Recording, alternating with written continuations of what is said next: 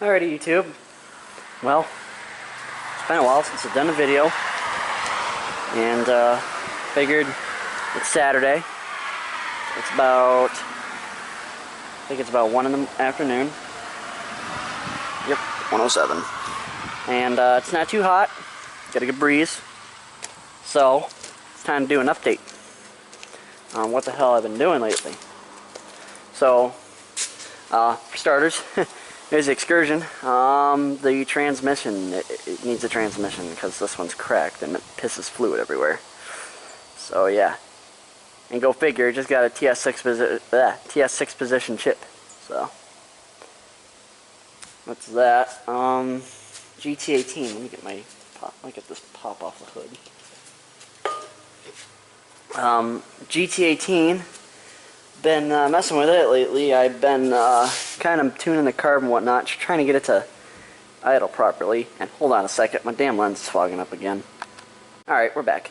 So like I said, messing with the carburetor, just trying to get it to idle properly. And then I also went ahead and did the, figured what the hell on that I threw a fuel filter into. So I'm pretty certain with the old one, you know, just kind of sitting and whatnot, got clogged, I think. So it seems to have helped a lot. I went with a bigger filter, just for the sake of, just because it seems to work good on the SS16, so did it on here, and let's try and fire her up. She's still kind of picky. She doesn't like to idle when she's like cold. She won't idle until she's like completely warmed up. So I don't think it's absolutely perfect yet, but we're going to just keep tuning on it.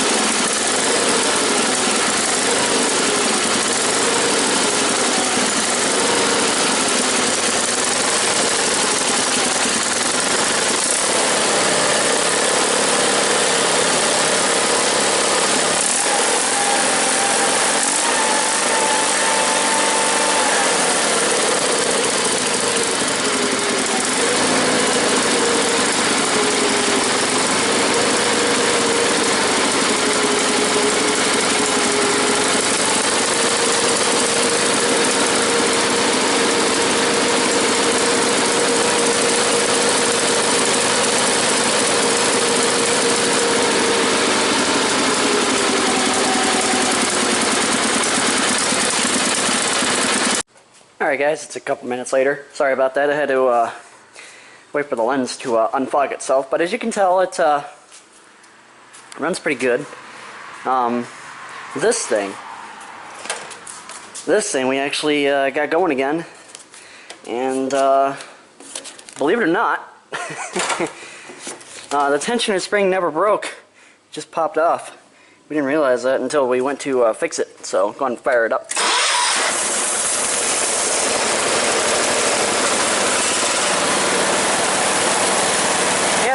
Rattles a little bit now, but that's alright.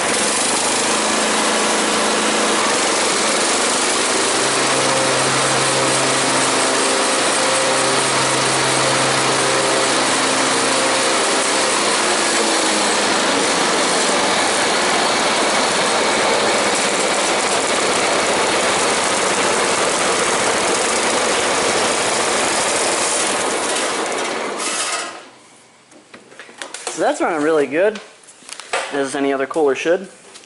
This thing, we've actually been doing some work on it too. It just got a front end rebuild, new rear brakes, shocks all the way around. Let's see, I'm trying to think of what else happened. So far that's it. Things that are coming up with this truck, we are planning to relocate the batteries to somewhere on the back. Yeah, somewhere back here. We're going to get this little jib crane here working. So that ought to be cool for when we start doing scrap running and stuff. Do the fuel lines, do a fuel filter. I think we just got to throw some bushings in the front end because we didn't do that yet, but we got them. Just got to throw them in. You can tell it even sits a little bit better. It doesn't have that, doesn't seem like it sits, seems like it sits completely straight now. And it used to kind of sit like that before, and now it sits completely straight. It's got a good angle now with the front end rebuild. So, and it's got new brakes all the way around. This thing over here, there's actually some updates to it.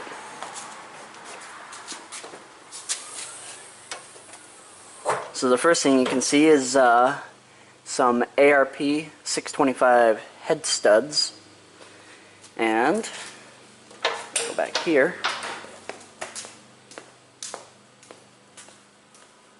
We have ourselves a FAS 165 fuel system. 165 stands for 165 gallons per hour, I believe. So there you go. FAS 165 and ARP 625 head studs. And that's about it for this truck. Nothing really to report. We got parts. Just gotta install them. My brother is gonna have, I don't know if he's getting a new head or if he's gonna get his ported and polished and fire ringed. I can't remember. But I forgot to continue what I was saying about this thing. It's gonna get like some mega huge batteries back here, and we're gonna use like some fucking welding cable as the battery cables and the starter wire and whatnot, because my brother may or may not have melted the starter wire when he was cranking on this thing a long time ago, and as a result that killed the starter solenoid again. So had to have the starter solenoid replaced again. But we do have the starter back, it's just not put in. So I think that's pretty much it from here. It's actually getting quite windy out here. So I'm gonna get back inside the barn here so that you guys can hear me. As you can see, the other two Searses aren't here. Reason why is because we got another tractor show coming up here, and it was just easier to leave them at the other location, so when we're ready to load them, we could just load them. Which I will be going tomorrow to load them, and I'm going to throw a new set of spark plugs in the SF16 because, well, for one, I think she needs points and condenser, and well, for one, she smokes, so she files plugs a lot quicker than this little girl. So I am just so happy that she is running much better. I spoke too soon. But like I said, this one here, she's picky. She won't idle until she's like up to a certain temperature, so.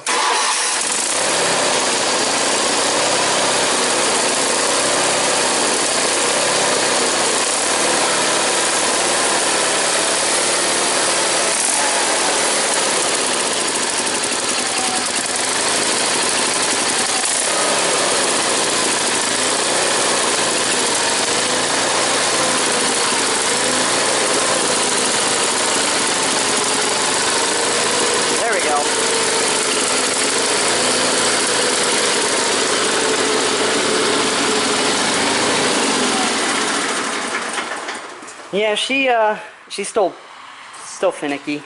I still gotta screw with it and whatnot, but that definitely is the best that it's been in a while. The new fuel filter really helped. So, I honestly, anyone who has an Onan, I recommend running this filter on here. It's a good size. It's clear so you can see what's going on in here. See if you picked up any dirt or if your fuel's bad or something. You can see it in this filter. So,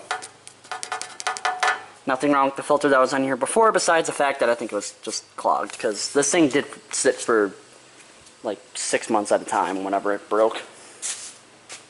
So, but she's running good now, and I think that's going to go ahead and conclude this video, because this is getting kind of long, so I'll talk to you guys later. See ya.